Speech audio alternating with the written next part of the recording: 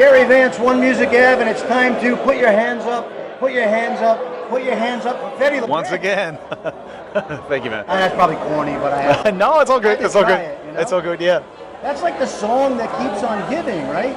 Yeah, I mean, like, we just did a re-edit with David and Morton, so it's like, but it's, I think in general it's like interesting times, you know. It's sort of like, it's, at least for me, it's like almost full circle, you know. It's like, so it's just, it's great, to be honest. When you get that call that Gedda and Morton want to redo the record or rework it, what's your first reaction?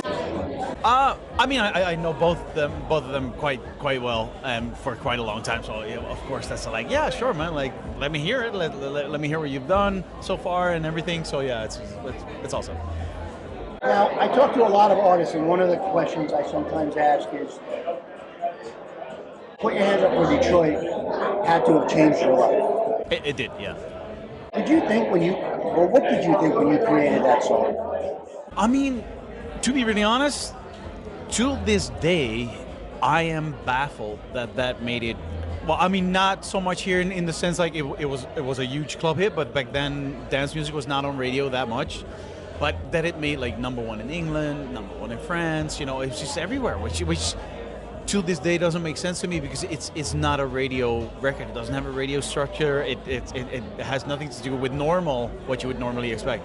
But it's, you know, I think it was because I've always been like a house head, and I think this was a period where sort of like it was still housey in its base, but it had some first like little electronic elements, which for me was great because I just didn't know where they got those amazing samples from, and you know, I actually took me a while to find out where you get all those amazing samples. I mean, besides a sample CD, of course, but back then you were able to sample disco records and everything. So, so for me, this was my, let's say, electronic interpretation to funk music. That's basically what it is, and I thought it was a quirky, fun record. Did really well on my dance floor, you know, but never thought anything more of it. But it was such a natural progression from going to the dance floor, blowing up there in Holland back then, where I'm originally from. Then, you know, going to England, and there people then getting signed to England, and so on and so on and so on until the video clip, and then you know, the whole thing exploded. So yeah. Were you a Kevin Saunderson or a Ron Atkins, or were you fans of the Detroit DJ producer? Well, yeah, I mean, like, in my mind, because I know there's always a little debate about it, but you know, Detroit, Chicago, New York, those three places were the birthplace. You know, I mean, you can have the whole discussion, but let's say those three definitely, you know. So to me, it just completely made sense. So yeah, but that's to me. So maybe to another person it's like, why Detroit? But yeah, to me that's because, you know, that is one of the birthplaces of house. Let's fast forward to today. Your current single, Rude Boy. Yeah. What makes you decide that you want to rework a Rihanna record? To be really honest, opportunity, and you know, it's not something you get to do every day.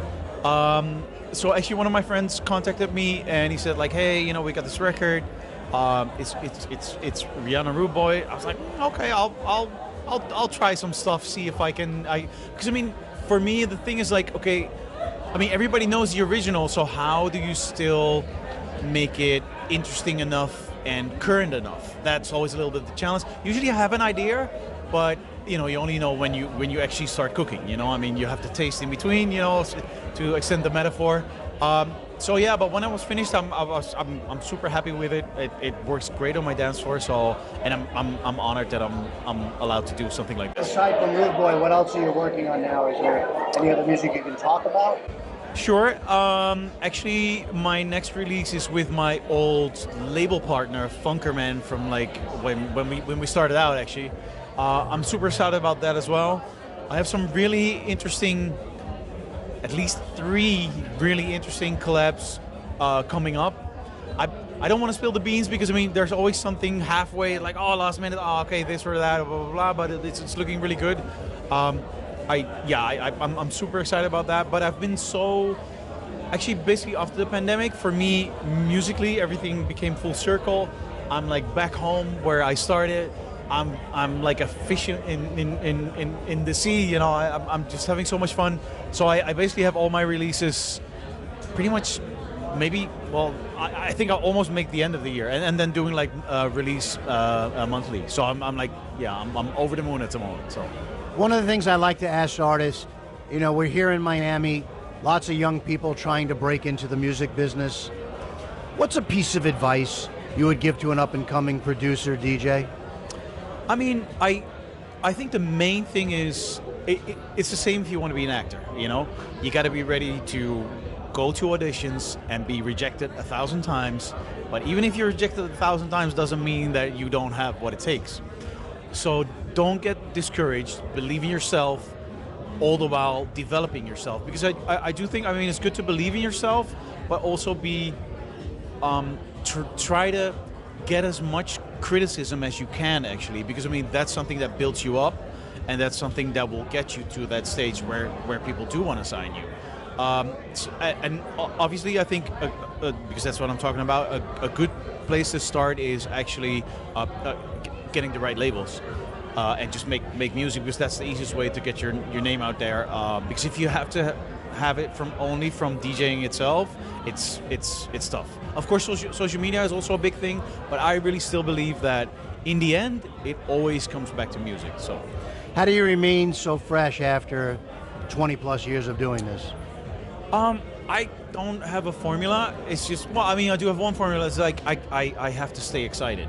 If I lose my love and excitement for the thing, I should either do something else or switch what I'm doing or whatever. But I just freaking love this. I said to a friend of mine, as long as they can wheel me up the stage, they can. It's fine. So yeah. All right, before we let you go from One Music Ave, I like to do something called CARY's Quickies. Sure. Where we give Fedde Le Grand fans a chance to get to know you a little better. Awesome. Let's go. Indoors or outdoors?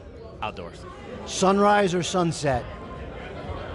Sunrise. Thick or thin? In terms of? You tell me. I'll do thick. All right. Night out with friends or a quiet night in? Ooh, that's a tough one. But I'll go for friends, yeah. Call or text? Text. Sing or dance? Dance. See the future or change the past? See the future. Dog or cat? Dog. Take charge or follow orders? Take charge. Boxers or briefs? Boxers. Carpool karaoke with Harry Styles or Taylor Swift? Harry Styles. Yeah. What's the last song you, Fedde Le Grand, sang in the shower? Madame. Not that I know the words, but I just pretend I do. Well, Fedde, thank you so much for spending some time with us here on One Music Ave. Awesome. Thank you. Thank you.